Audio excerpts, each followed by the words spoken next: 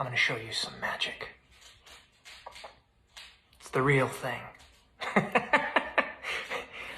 Well, millions of people have watched the video, but while the magic might be real, the celebrity definitely isn't. It is a deepfake, a video generated by a computer that's been fed hours of real footage of a person so that it can learn how they move and mimic it. Well, this isn't the first time the technology has been used, but it does show that it is developing at a lot faster than most of us might realise. I'm joined now by the tech journalist James O'Malley. James, good to have you. So not only is that not Tom Cruise, it's not even a human being, it's fake.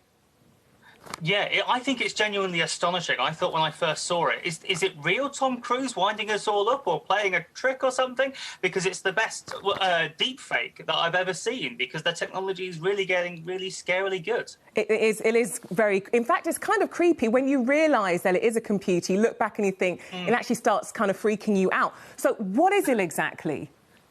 Okay, so a deepfake is basically uses machine learning, artificial intelligence for a computer to transmogrify one person into another. And the way it works is you take a video of the person you want to deepfake. So someone took a load of footage of Tom Cruise, and then they got an actor to basically act out the scene they wanted Tom Cruise to perform.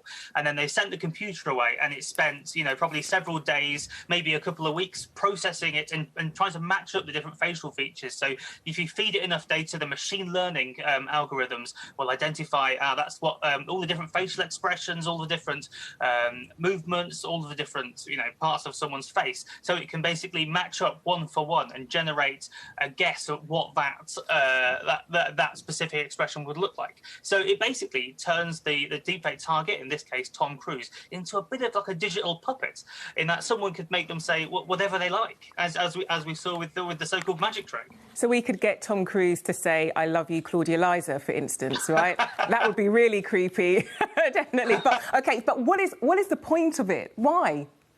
I think it first sort of emerged. I don't know why. I think why is any technology developed? Because it's there, because it can be done, and it's.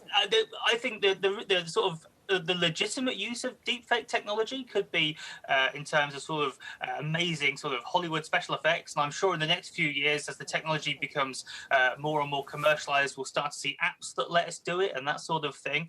It reminds me of, there was a Star Wars film released only a few years ago that they spent millions of dollars recreating like a young Carrie Fisher to try and make her look like she did in the 70s.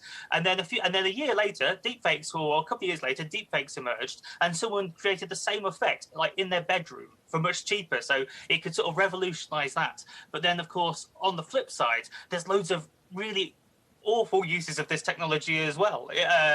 For example, in terms of spreading disinformation, one of the big worries these days is that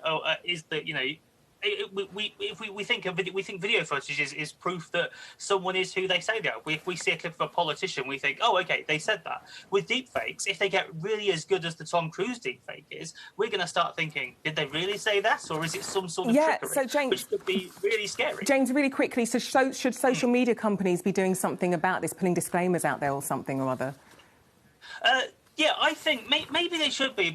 I think there's got to be some sort of flexibility, because obviously there are cool, interesting, nice uses of the technology, but also it can be used for ill content as well. It's a bit like it's a bit like having a knife. You can use it to cut food, or you can use it to stab people. And I'm not entirely sure how they're gonna write the rules, but they're gonna have to do something, I think, before it becomes they should sort of really do something. endemic. Yeah, this could be dangerous if in the wrong hands. So James O'Malley, tech journalist, really good talking to you as always. Thank you.